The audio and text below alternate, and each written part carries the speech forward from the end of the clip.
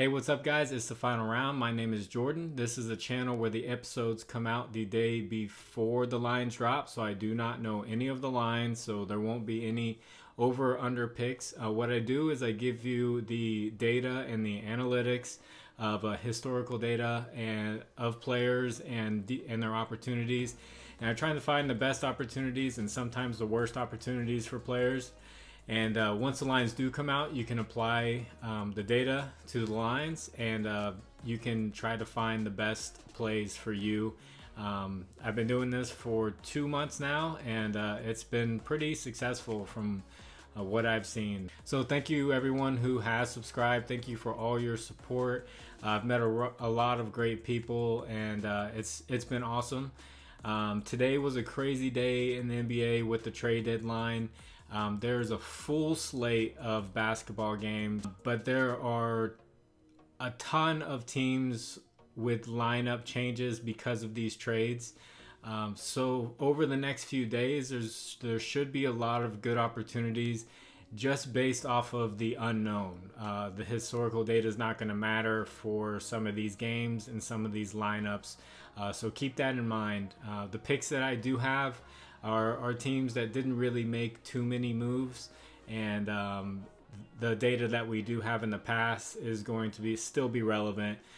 So as we go with these new lineups, we're going to have to pay more attention to how these defenses play with the new players in the lineups, if that makes any sense. So the trade deadline mixes things up, and we just have to learn and grow as things change. And with this channel, I do not charge for picks. I don't have any premium or anything like that. All the research I do and everything I do, I give to you guys. I do accept donations. If you do well and you feel like giving back, I have a Cash App and Venmo in the description, or you could do a super thanks button on YouTube, and that donates.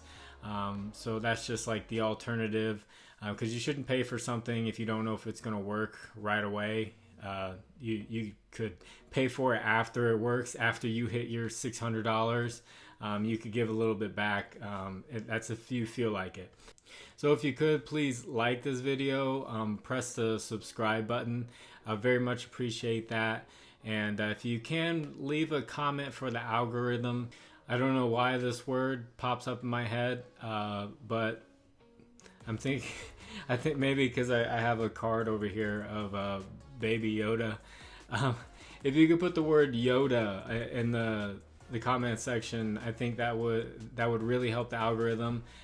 Really just any comment, an emoji or anything, but if you could put Yoda in the comment section, that helps just get this video out there to more people.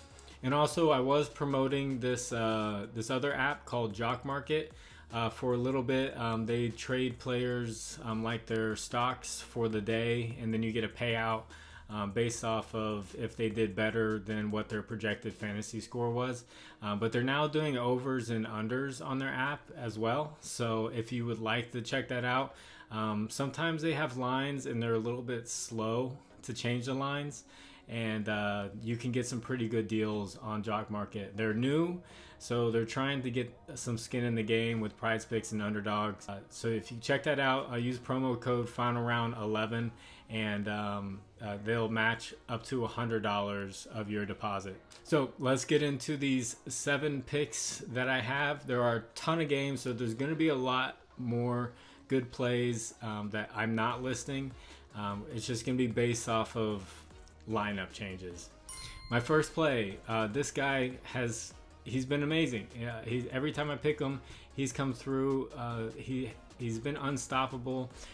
Jared Allen. The Pelicans give up the 3rd most points, the most steals, and the 3rd most blocks to the center position. They also give up the 3rd most assists, but I don't think that's really going to matter. And Jared Allen, over his last 5 road games, has 18.5 points, 10.5 rebounds, and 1 assist. So we're definitely looking at points with Jared Allen, and you could also look at fantasy score with them giving up so many blocks and steals. So I like points and I like fantasy score for Jared Allen. My second pick, this is a game from the heavens. This is a game that we deserve, and this is a game that we may not need. No, we need it. We need this game. The Pistons versus the Spurs both have 14 wins. Both are absolutely terrible. So this is setting up for the perfect time to bet some overs. So I like Jalen Duran up against the Spurs. The Spurs give up the second most points, the sixth most rebounds, and then the fourth most assists. The assists might not matter with Duran. And over his last 5 home games, Jalen Duran, he has 10.5 points, 10.5 rebounds, and 1 assist. So definitely points and rebounds. He's a very great rebounder, but this opportunity, I think the Spurs, they just traded Jakob Poeltl. I mean, he was not the greatest player in the world, but he was their starting center. So now they have another guy stepping up. Jalen Duran's gonna be playing against the backup center of one of the worst teams in the NBA. So I think he has a great opportunity for points and rebounds. In my third pick, I'm staying with this game. I got to stay with this game. You could pretty much pick just about anybody. But I like Jaden Ivy against the Spurs. The Spurs give up the 3rd most points, the 8th most assists, and the 3rd most steals to the shooting guard position. And Jaden Ivy, over his last 5 home games, he has 16 points, 7 assists, and 3 rebounds. So we definitely like points and assists for Jaden Ivy. I'm going to show you the Spurs depth chart right now. I'm just going to put it up on the screen. Yeah, they just about, like, everyone is hurt. People have been traded. The tank is real right now. I can't even pronounce that number 1 prospect's name. He's supposed to be like a generational talent, but they say there is a generational talent every single year, and that doesn't make any sense. But everyone is tanking for this guy, so these teams might be trying to lose. I don't know. So my 4th pick is going to be the one guy on the Spurs who is actually talented, and it's Kelton Johnson. The Pistons give up the 7th most points and the 4th most blocks to the small forward position. And Kelton Johnson, over his last 5 road games, has 21.5 points, 4 rebounds, and 2 assists. So we're definitely looking at points for Kelton Johnson. Everyone else is hurt or they're just not good. And the Pistons aren't good either. So I can see him scoring a lot of points in this matchup. My 5th pick, I'm looking at Tyrese Haliburton against the Suns. I have no data on the Suns now because their team is in absolute shambles with the Kevin Durant trade. He's injured. Bridges is gone. There's just so many players are out, and they're on a back-to-back.